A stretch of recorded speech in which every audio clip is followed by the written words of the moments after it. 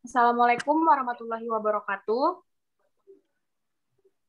Waalaikumsalam warahmatullahi wabarakatuh. Waalaikumsalam warahmatullahi Eh, Kami di sini dari kelompok 13 yang akan mempresentasikan tentang teknik intervensi psikologi Islam dari Ibnu Qayyim. Perkenalkan terlebih dahulu anggota kelompok kami. Saya sendiri ada Mayoran NIM 191 dan teman saya. Silakan. Saya Wahyu Nur Laili, NIM 194. Dan saya Balgis Anisya, NIM 196. Oke, baik. Mungkin langsung saja masuk ke yang pertama.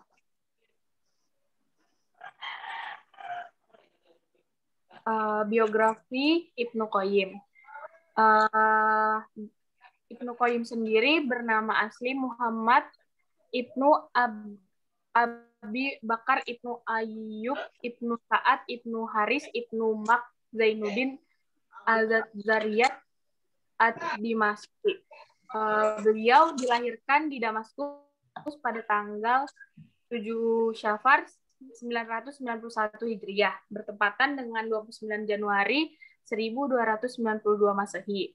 Dan beliau wafat pada tanggal 13 Rajab 751 Hijriah, bertepatan dengan 1350 Masehi. Ibnu Al-Qayyim Al-Jauziyah adalah seorang ahli usul fikih dan ahli hadis yang terkenal. Ahli usul fikih, usuluddin, dan ahli hadis. Ia juga terkenal sebagai seorang ahli bahasa Arab, sastrawan, juru dakwah kenamaan, dan sangat mahir berpidato. Ibnu Al-Qayyim merupakan salah satu ulama yang sangat produktif dalam menulis karya. Banyak karyanya yang diantaranya dikarenakan beliau hampir menulis segala bidang di berbagai jenis disiplin ilmu. Asy-Syaikh Al-Mahbah bin Abu Zaid mengumpulkan karya ilmiah beliau dan mencapai 96 judul. Di antara yang populer ialah Ijtima al-Jusyu al-Islamiyah ala al-Mumtilah wa al-Jamiyah al-Ahkam ahli adzimah al-Muwakin ar-Rabil alamin, hukum tarki as-salat, dan lain-lain. Nah, di sini psikologi barat dengan psikologi Islam. Psikologi barat, psikologi adalah ilmu pengetahuan yang mempelajari tingkah laku manusia, baik sebagai individu maupun dalam hubungan dengan lingkungan. Psikologi Islam sendiri, menurut Zakiyah Darajat dalam Mubarak 2002, psikologi Islam adalah ilmu yang berbicara tentang manusia, terutama kepribadian manusia yang bersifat filsafat, teori, metodologi, dan pendekatan problem dengan didasari sumber-sumber formal Islam dalam Al-Quran dan hadis, akal, indera, dan intuisi. Silahkan selanjutnya akan dilanjutkan oleh Saudari Lili.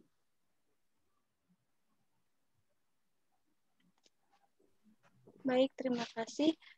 Psikologi Barat dan psikologi Islam. Psikologi Barat, segala temuan pemikiran yang dijadikan sumber pemikiran merupakan hasil dari temuan empiris. Sedangkan dalam psikologi Islam, sumber utamanya adalah wahyu Allah yang tertulis di dalam Al-Quran, dengan keyakinan bahwa sebagai pencipta, Allah lah yang paling memahami apa itu jiwa. Dalam psikologi Barat, penanganan atau konseling dalam persoalan manusia hanya dititik beratkan pada kategori sehat atau normal atau tidak sehat atau abnormal secara psikologis. Sedangkan dalam psikologi Islam, konseling mengantarkan seseorang atau individu kepada sang penciptanya. Dalam hal ini, pemahaman tentang kebermaknaan, kebenaran, dan kedekatan individu kepada Tuhannya diperhitungkan. Psikologis Barat beracuan pada uraian, prediksi, dan pengendalian perilaku. Dalam psikologi Islam ditambahkan dua hal, yaitu pengembangan perilaku yang baik atau sesuai aturan dan memacu manusia untuk selalu dekat dengan Tuhannya. Sudah? Intervensi psikologi. Intervensi dalam bidang psikologi adalah upaya yang dilakukan untuk mengubah perilaku, pikiran, atau perasaan seseorang yang mana dalam perubahan tersebut diharapkan dapat berubah ke arah yang lebih baik untuk dirinya sendiri maupun bagi lingkungannya. Intervensi itu sendiri tidak hanya dilakukan oleh psikolog, namun dapat juga dilakukan oleh orang yang memang memiliki kemampuan atau keahlian di bidang tersebut. Tujuan intervensi psikologi Islam ialah ingin dicapai dari intervensi psikologi Islam ini adalah untuk meningkatkan kualitas hidup seperti dalam hal kebahagiaan, resiliensi, pemanfaatan, kerendahan hati, kekompakan, daya tahan dan ketangguhan semakin meningkat.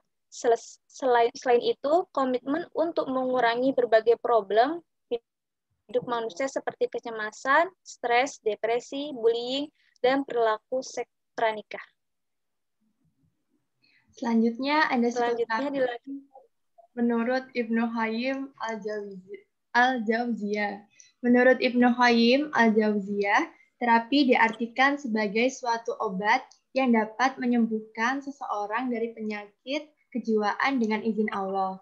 Nah, variasi terapi menurut Ibnu Qayyim terbagi menjadi dua, yakni terapi satu, terapi jiwa yang sakit karena penguasaan nafsu, dapat disembuhkan dengan cara bertaubat. Nah, taubat adalah kembali kepada Allah dengan kesadaran dan penuh pengharapan akan ampunan Allah. Menurut Ibnu Qayyim al-Jauziyah, kebersihan hati akan tercapai dengan bertaubat karena taubat merupakan kunci pertama untuk tahapan-tahapan pembersihan hati. Yang kedua, dengan muhasabah adalah salah satu terapi yang ada di dunia tasawuf. Menurut Ibnu Qayyim al-Jauziyah, terapi muhasabah terbagi menjadi dua, yaitu bermuhasabah sebelum melakukan suatu perbuatan dan bermuhasabah setelah melakukan suatu perbuatan. Yang ketiga, mujahadah merupakan kesungguhan hati untuk memperbaiki hawa nafsu dan selalu berusaha mendekatkan diri kepada Allah. Terapi mujahadah berfungsi untuk melatih dan membiasakan diri berperilaku baik dan menjauhi perilaku buruk yang menyimpang dari ajaran Islam. Yang keempat, muraqabah, yaitu merasa dekat dengan Allah sehingga mustahil melakukan hal-hal yang dilarang olehnya.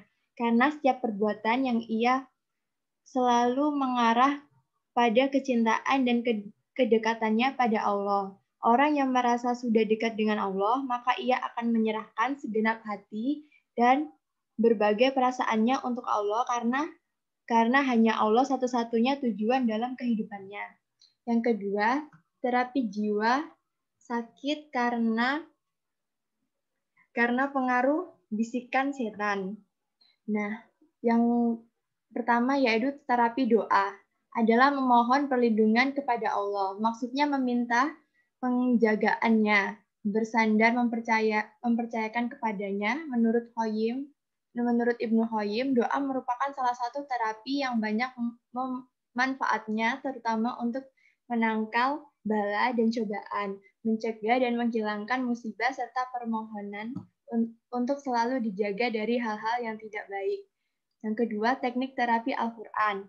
Berorientasi untuk membantu klien untuk memahami makna dan tujuan hidup yang sesungguhnya dengan ekspektasi akan adanya perubahan dalam perilaku dan kepribadiannya sehingga ia akan menjadi pribadi yang tenang dan jauh dari gangguan kejiwaan.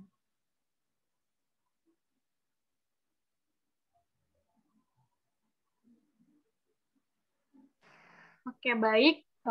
Mungkin itu presentasi dari kami.